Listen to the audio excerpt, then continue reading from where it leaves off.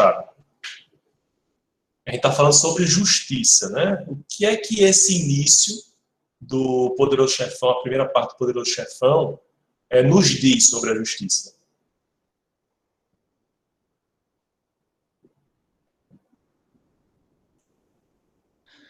Professor? Oi, Andressa.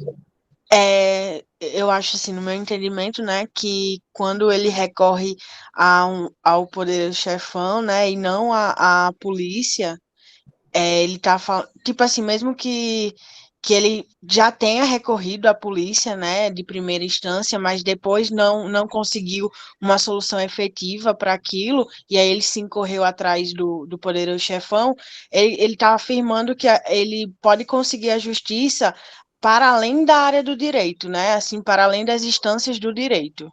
Perfeito, perfeito. A primeira coisa é que, assim, segundo a própria intuição de Bonacera, que teve a filha vitimada por homens ignóbeis, e aí a justiça desdenhou desse sofrimento dele e dela, né? A justiça, o judiciário. E aí ele teve que recorrer a uma outra instância não estatal, né, paraestatal, para que ele atingisse o que ele considerava a verdadeira justiça. Professor, Foi não, Maria? Eu acho interessante esse ponto, porque se a gente observar a descrença das pessoas no sistema judiciário, né, a gente vê que elas recorrem a justiceiros. Perfeito. Pessoas que têm essa imagem no sentido de promover a justiça em si, que é, às vezes, muitas vezes, baseada na vingança e não na justiça. Eu já pego vários casos aqui na promotoria em que os próprios populares contêm, né, o assaltante, a pessoa que cometeu o ilícito e não se contentam em detê-lo, né? Aí agridem e tal. Inclusive, há algum tempo, eu moro ali em Nova Parnamirim, ali nas proximidades, vamos dizer assim, a narrativa policial construiu a imagem do motoqueiro fantasma. A figura tinha um motoqueiro fantasma que fazia justiça ali, era o justiceiro da região. Então, a pessoa cometia um assalto e aí o motoqueiro fantasma, vez por outra, aparecia o assaltante morto logo em seguida pelo motoqueiro fantasma, né? Então, assim, esses justiceiros, eles são a resposta da sociedade, a resposta absolutamente adequada ou da ineficiência da justiça, como a gente entende a justiça como um sistema estatal de atribuição do devido a cada um, ou da insatisfação dessas respostas, né? Então, é preciso fazer uma análise sociológica dessa insatisfação também. A gente é insatisfeito porque há uma deficiência no sistema de justiça ou é insatisfeito porque acha que a resposta adequada é diferente daquela que a justiça dá? Pois não? Eu acho que é essas duas coisas que o senhor colocou aí no final. Eu também morei em Cajupiranga, em Parnamirim, e lá tinha também um motoqueiro justiceiro. Sim. Que ninguém sabia quem era, mas todo mundo sabia que era um motoqueiro. E não tinha esse nome tão épico, né? E não tinha esse nome. Só que todo mundo sabia, toda vez que acontecia alguma coisa, né? E como lá tinham muitas câmeras, todo mundo sabia quem era o bandido, o que fez, e depois todo mundo via que ele tinha sido morto no dia seguinte, né? Professor? Isso era bem comum. E assim, era um senso de justiça que eu, sinceramente, eu não discordo tanto. Por exemplo, se acontecesse alguma coisa com minha filha, que ela morresse por causa de um ato criminoso de alguém, eu não iria achar justo essa pessoa ir para a prisão, pegar uma sentença talvez de 5 anos por ser réu primário, sair de lá com 2 e depois passar o resto da vida bem, ainda ter diversas assistências sociais e tudo mais, a minha filha não vai existir mais. Então, é uma questão de que, será que a nossa lei, com essa nossa, ela não está ficando cada vez mais branda com essas remendas, não com a lei em si, a lei é pesada, mas as remendas não provocam ela ficar tão branda que o senso de justiça desaparece, mesmo se ela for aplicada, porque tem que ver também que ela nem ser aplicada né? Então, tem que ver isso também. Há essa compreensão, né? Mas veja, como é que o nosso sistema de justiça trata a vítima? Ou a família da vítima? Às vezes com total desdém, ele não traz a vítima para participar do processo, né? Então, uma crítica que se faz à justiça penal, muitas vezes, é que a vítima, ela já foi vítima do fato em si, e ela é vítima do sistema porque a voz dela não é ouvida, ou o sentimento dela não é trabalhado, né? Por isso que se preconiza com cada vez maior frequência a ideia de justiça restaurativa. Porque a justiça restaurativa não é apenas, vamos fazer aqui um programa social, um programa para a vítima ver o acusado, ou o assaltante, ou mesmo o homicida, com um olhar humano para o perdão e tal. Mas não é só isso, pessoal. É porque aquela restauração, ela vai incidir na sociedade, vai beneficiar a sociedade. Obviamente, ela não é para todo mundo, né? Então, assim, claro, quem tem filho vai dizer até com maior propriedade, a gente tem um amor pelo filho de tal maneira que é difícil conceber um perdão de quem tire a vida do filho, ou que cause qualquer mal, né? Mas a gente tem que ver que essa restauração é importante, é imprescindível para uma manutenção da ordem mínima, né? O justiciamento também é muito perigoso, porque não permite um aquilatamento da culpa, ou mesmo da autoria. Muitas vezes as pessoas são injustiçadas no sentido de que respondem pelo crime ou por aquele fato, mesmo sem terem cometido, né? Bom, mas é uma questão muito interessante. Agora veja, qual foi a solução inicial de Bonacera que Bonacera propôs para Dom Corleone? Pois não. Licença. Oi, Gabriel. Só duas colocaçõezinhas que eu observei, né?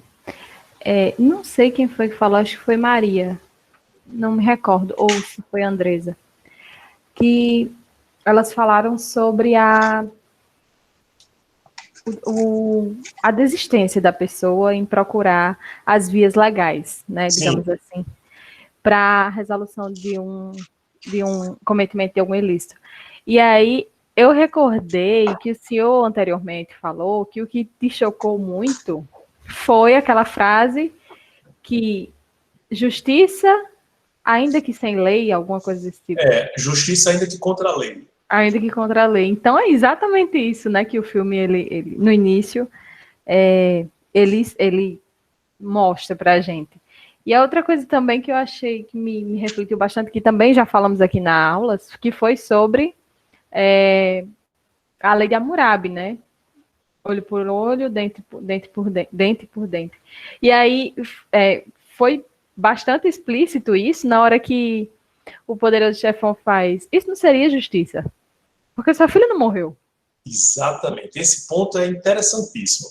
O que foi que Dom Corleone considerou ali? Um parâmetro de justiça. Veja, ele se preocupou com o justo. Ele disse, não vou matar ninguém, não. A sua filha está viva. Então, assim, é desproporcional. Veja com a percepção de Dom Corleone, né? É desproporcional. Não existe aí uma das características do justo, né? Que é justamente a proporção, a equivalência, né? Então, eu posso dar uma surra nela, mandar dar uma surra neles, nos responsáveis pela agressão à sua filha. Mas matar, não. Eu não sou assassino, né? Então, é muito interessante, né? O próprio poderoso chefão tem um conceito de justiça, uma construção de justiça bem peculiar.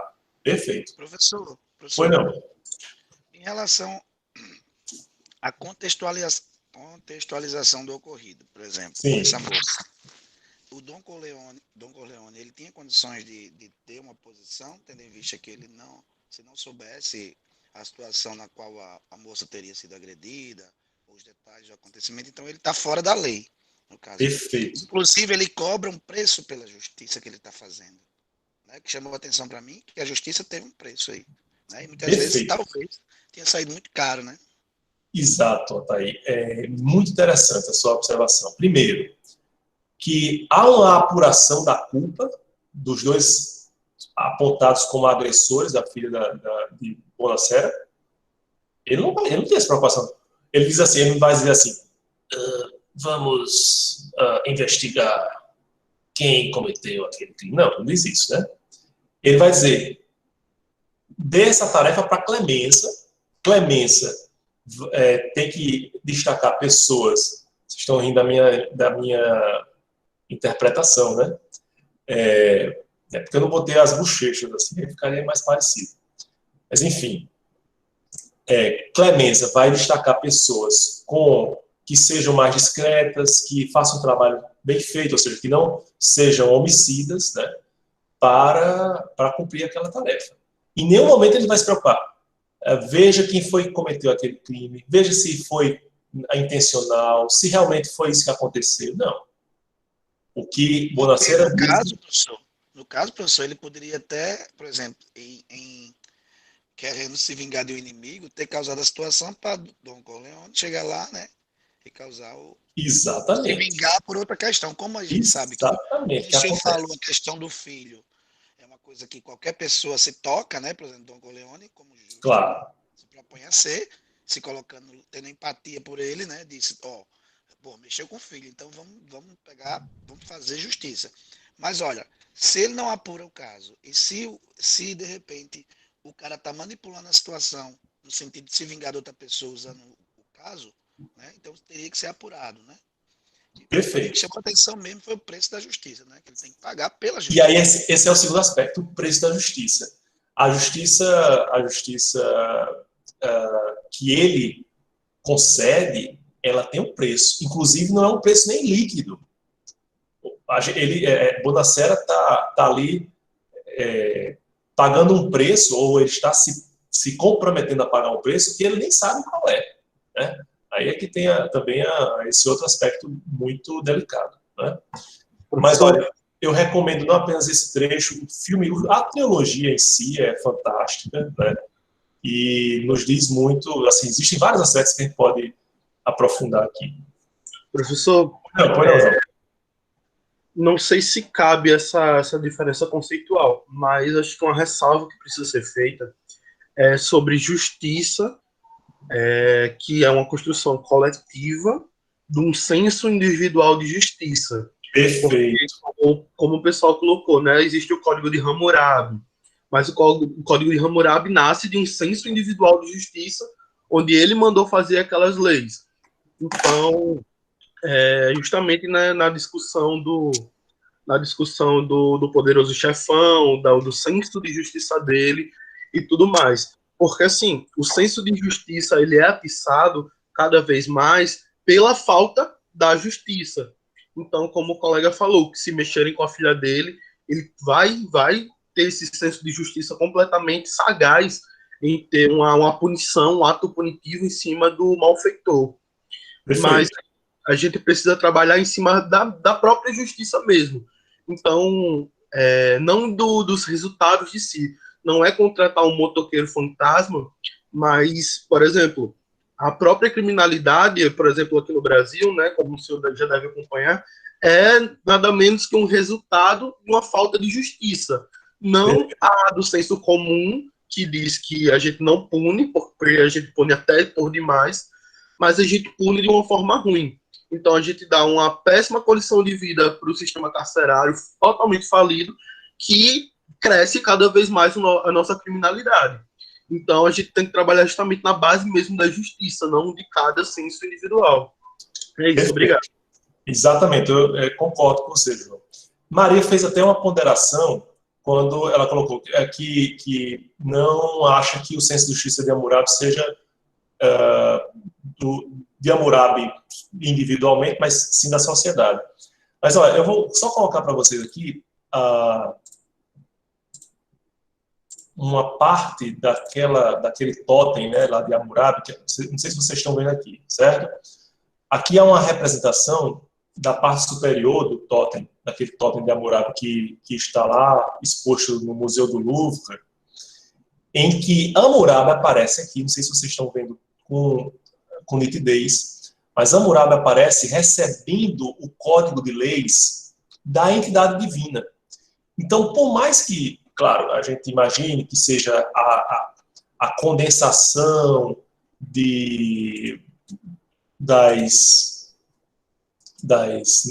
da moral coletiva, da compreensão do justo naquela sociedade, daquela sociedade, sem dúvida alguma, Hammurabi atuou como um legislador a favor daquilo que ele acreditava ser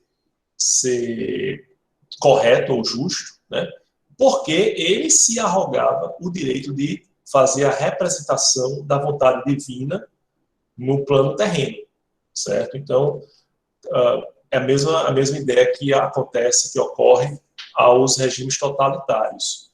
É a de que se age em favor da coletividade, mas muitas vezes há uma pequena parcela de pessoas dirigindo o que deve ser adotado como justo, certo? Mais alguma colocação? Bom, vamos agora tratar sobre aquela parte problemática que foi apontada por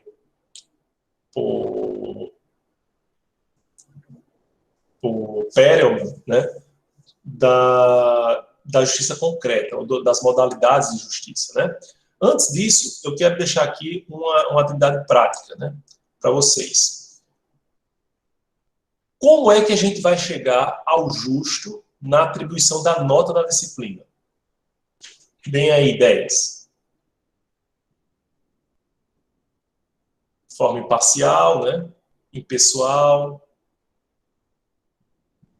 Vão ser levadas em conta para a atribuição da nota efetiva.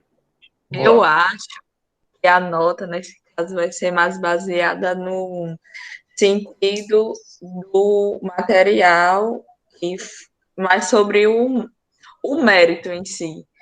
Porque o que vai ser ponderado por meio de uma avaliação escrita, assim, não tem como ser escrita por causa desse meio, né? Mas uma avaliação nesse sentido seria a pontuação. Certo. Então, mesmo que... Pontuação não, a resposta. Mesmo Sim. que a resposta não fosse totalmente... Não valesse a nota 10, mas você, olhando pelo mérito daquela linha de raciocínio, você pode pesar nisso e pontuar, não sei, e ver a justiça por esse lado. Veja, você defende o mérito, né? O Otávio está defendendo aqui o 10 para todo mundo, né? Então seria... Professor... Pois não, Andressa, Gabriela. E aí, Pode ir, Gabriela. Professor, eu acho que... Tem muita gente concordando aqui com a Thaís, não sei se... Eu acho que o método de avaliação contínua é excelente. Eu acho que é justo, digamos assim, porque você avalia continuamente, como o próprio nome sugere, aqueles alunos que estão se dedicando, aqueles alunos que, mesmo que sem estarem sincronamente na aula, assistem e fazem as atividades depois. E, claro, com certeza, analisar o mérito, né, também das atividades que estão sendo passadas. Eu tenho um professor que fez uma prova pelo Kahoot. Então, pelo assim, carro? Como assim pelo carro? Não, pelo Kahoot. Aquele joguinho. Bom. Assim, o aplicativo, professor. O Kahoot já vi, mas... Assim, de longe, uma das piores experiências da minha vida. E olha que eu só tenho 21 anos, mas foi assim, eu vou contar para meus filhos. Porque foi eu já vou anotar aqui, porque era a ideia da segunda avaliação. Vou anotar aqui já, para não fazer... Gente, não me cancele. E, professor, assim, foi o critério de avaliação, claramente não foi o conhecimento do aluno, foi a velocidade com que ele respondeu uma questão. Eu sou uma pessoa que trabalho de pessimamente péssima sob pressão. Então, vendo aquele relógio coisar, o professor, vai, pessoal, 1 minuto, pessoal, palhaçada, foi uma palhaçada.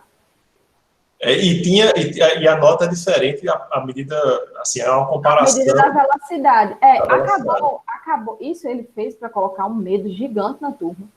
E aí, depois disso, no dia da prova, ele disse, pessoal, eu não vou fazer pelo Kahoot, mas vai ser igual. E, de fato, foi igual, porque ele estava espelhando a tela, Sim. e aí ele deixou a gente ler a questão por 2 minutos, sendo que cada questão tinha uma ementa. Então, assim, foi totalmente desarrazoado, sabe? E não sei se meus colegas concordam, mas eu acho o método de avaliação contínua um método muito bom, tanto para avaliar o conhecimento do aluno, quanto a frequência com que ele está se submetendo às atividades. Perfeito. Agora vamos lá. E a nota? Como é que eu vou atribuir a vocês? Eu vou dar, por exemplo, quem fez, independentemente do conteúdo, eu vou dar a nota máxima.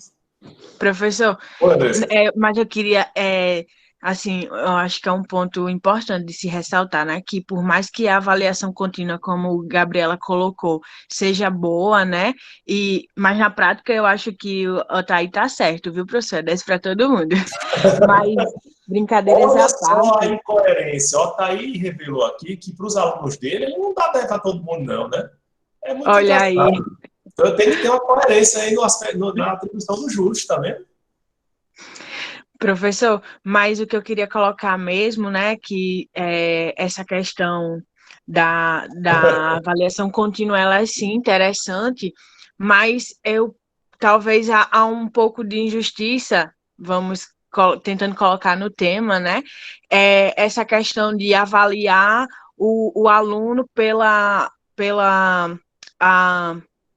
como é que eu posso falar? A participação dele na aula, por exemplo, já que no EAD a gente sabe que tem alguns alunos que não tem como participar no horário por trabalho ou alguma coisa assim do tipo, ou até mesmo a questão da internet que é insuficiente. Então, acho que tem essa coisa, esse ponto negativo, digamos assim, Concordo, que realmente. pode ser colocado em Professor, consideração, assim, a questão da participação em sala de aula no momento, né? Ele pode até olhar o vídeo depois, mas aí algumas pessoas que estão aqui, aí se eu quisesse colocar a nota porque fulano de tal participa mais do que outra pessoa, enfim, eu acho que já seria injusto, mas o método de avaliação contínua, ele é colocado, como as meninas já falaram, pela a resposta do conteúdo, eu acho que é, é legal, né?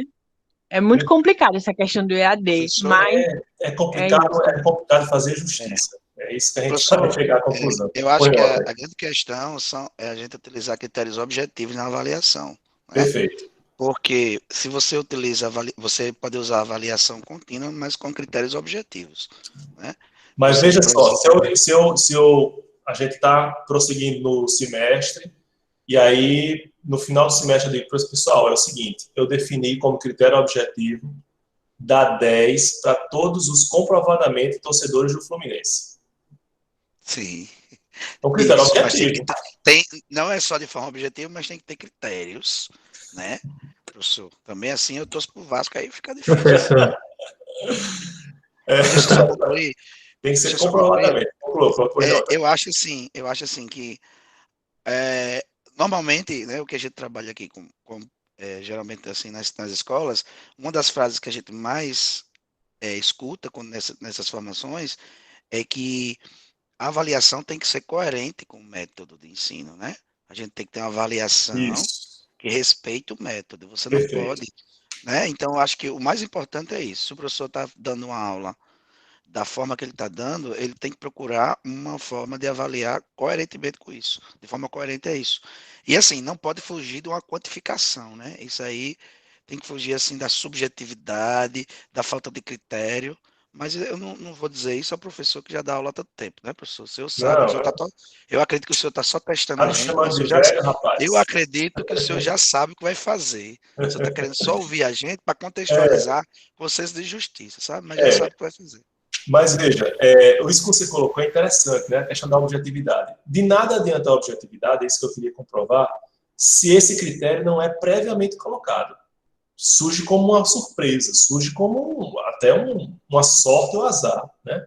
Então, veja, a importância do direito para a aferição do critério de justiça aparece também aí, porque o direito, ele possibilita essa definição prévia. Lembrem-se de Hervada, a justiça aparece, né, depois do direito natural, certo?